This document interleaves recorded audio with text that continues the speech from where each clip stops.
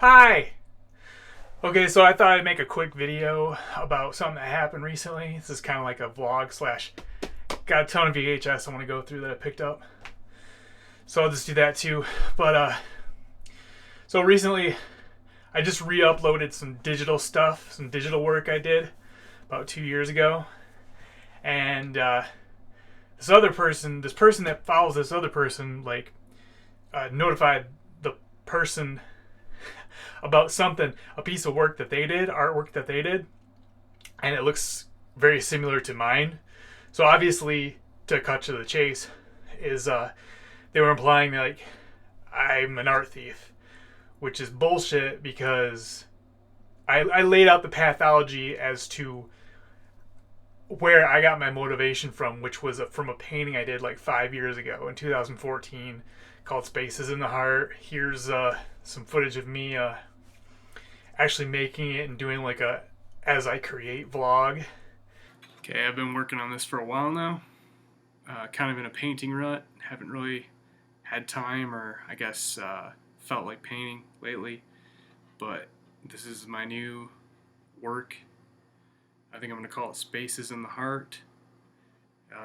Probably the third like religious intonation, vibe, whatever you want to call it. What is that weird glow? But anyway, yeah, this is it. I posted it on DeviantArt and nobody really liked it, but that's okay. I usually get at least one favorite, but what are you going to do? And also, what else? Oh, I was going to lay out the reasons why I'm actually wasting my time making a video because no artist likes being called an art thief. Now, it's funny because the concepts are very, very similar, but it's almost like you could understand why other people would come up with the exact same idea, even though like mine came before theirs. I'm not being offensive. It sounds like I'm being offensive, but it's just basically, well, you're going to see the pieces because I'm going to put it in there.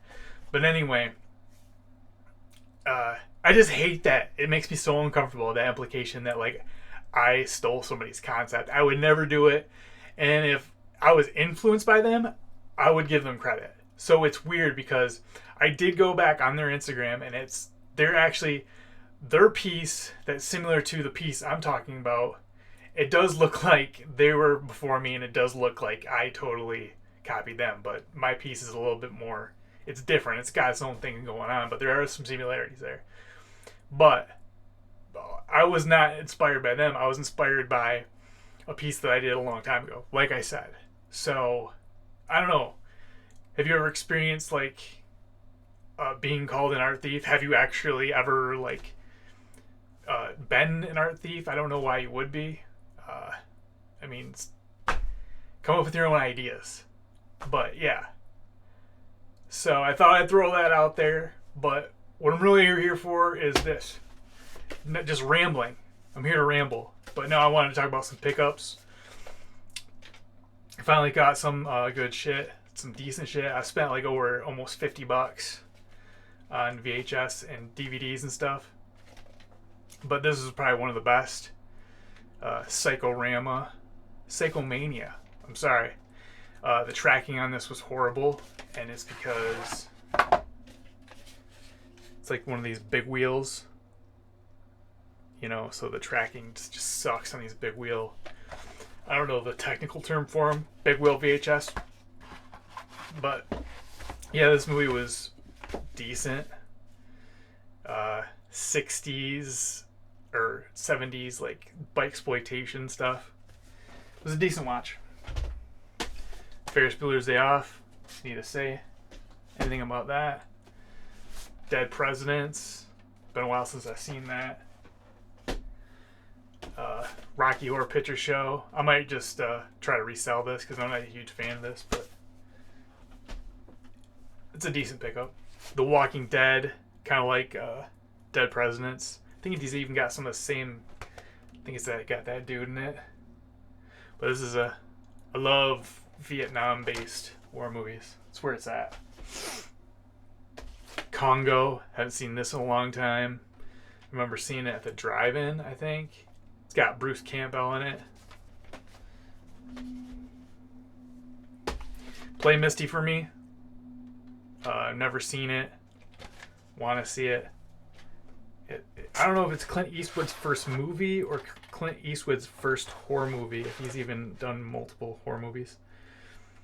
I'm sorry, I hate my voice too. It's just like, my voice is garbage. I'm sorry. God. Anyway. I've been getting into more picking up like 90s cheesy action movies, because they're 90s cheesy action movies are just, they're the best. I'm looking for Stone Cold.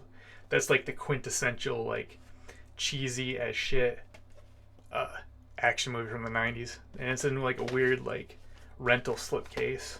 This is Michael Perry from Eddie and the Cruisers fame. Blink of an eye. Under Siege 2. I got Under Siege 1, so might as well do the completest thing. More Seagal, Above the Law. Don't really remember this one. I mean, like, they're all the same movie. Let's be real with it. Lorenzo Lamas, Snake Eater. Don't think I've ever seen this, but it's supposed to be like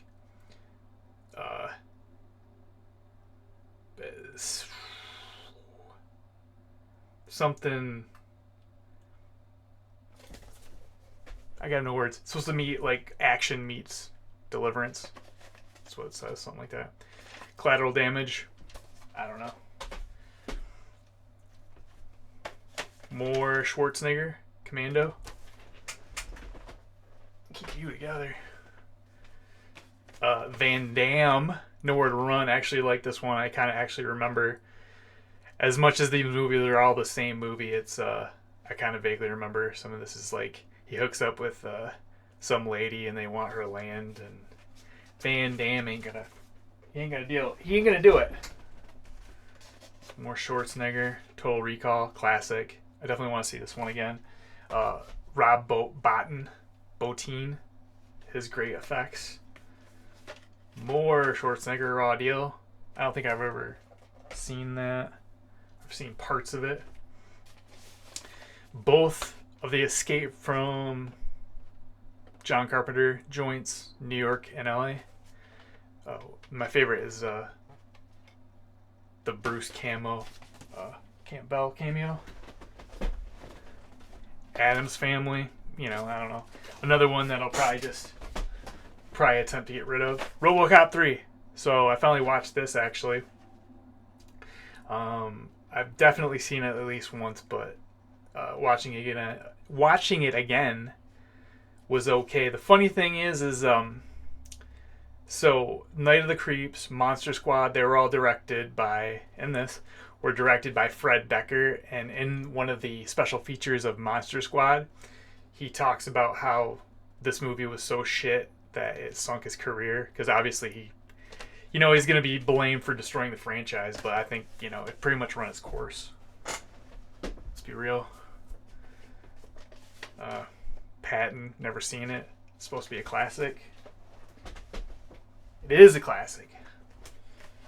That's supposed to be. The Omen. Got that today. You know about The Omen. I don't need to talk about The Omen. Billy Madison. My girlfriend hates these zany 90s comedies, but I like it. I always need a copy around. More Schwarzenegger. I've not seen this before. Was this right after he left office of governor for California? Anyway, or maybe it was before, but I haven't seen it yet, so if I'm going to watch it for the first time, I'm going to watch it in the superior format, which is VHS. But that's why you're here, right?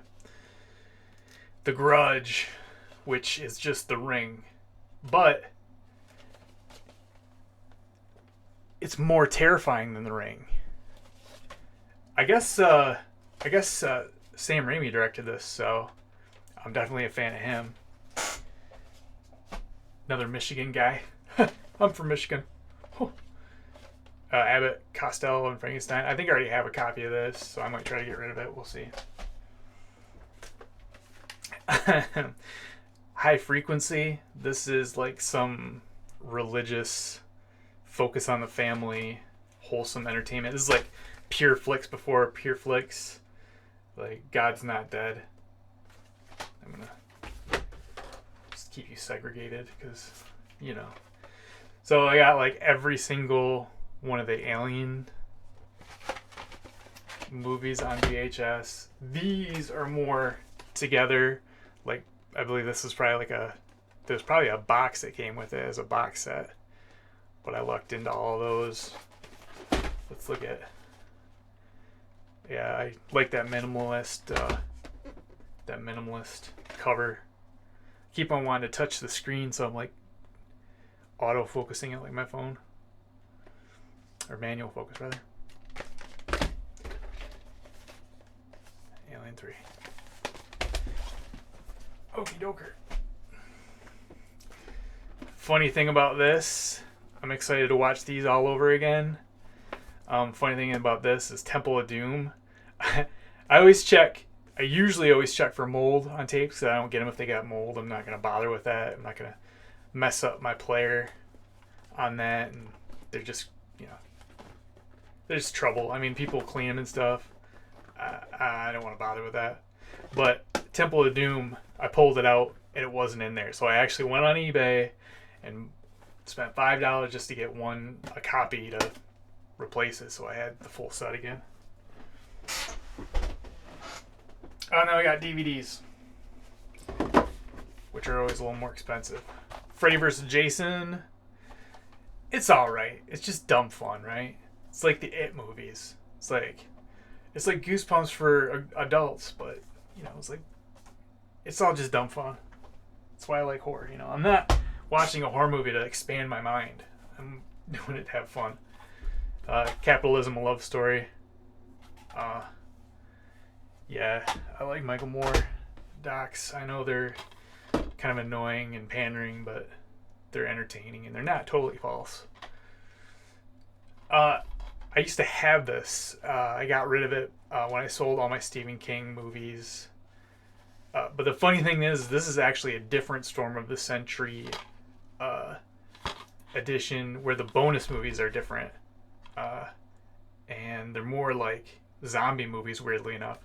Whereas my other one, which was Storm of the Century, plus a bunch of bonus like horror movies that were horrible. I don't think you even watched them all. I couldn't get through one of them.